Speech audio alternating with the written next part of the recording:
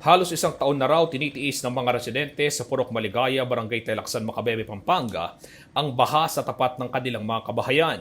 Ang itinuturong dahilan ang kalsadang hindi nagagawa at walang labasan ng tubig. Sa mensaheng ipinadala ng mga residente sa CLTV News, sinabing nangangamba raw sila sa sakit na posibleng makuha mula sa nakapondong tubig na araw-araw nilang dinadaanan.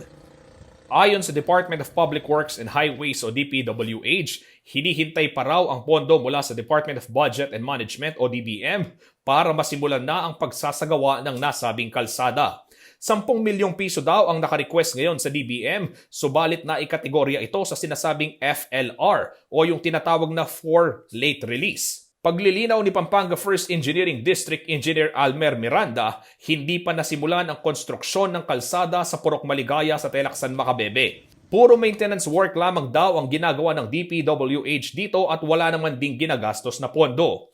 Body maintenance lang yun, nagtatapak yung maintenance kasi meron passport.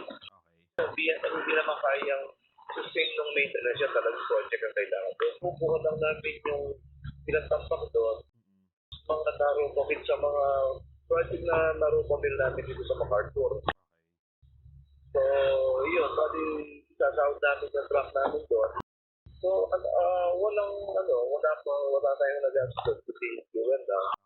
Samantala, hindi naman makapagbigay ng tiyak na petsa si Miranda kung kailan mailalabas ang pondo.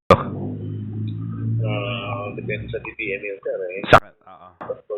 Apo. Hindi ko alam kung kailan nila i-release, sir. Justin Dizon, CLTV News.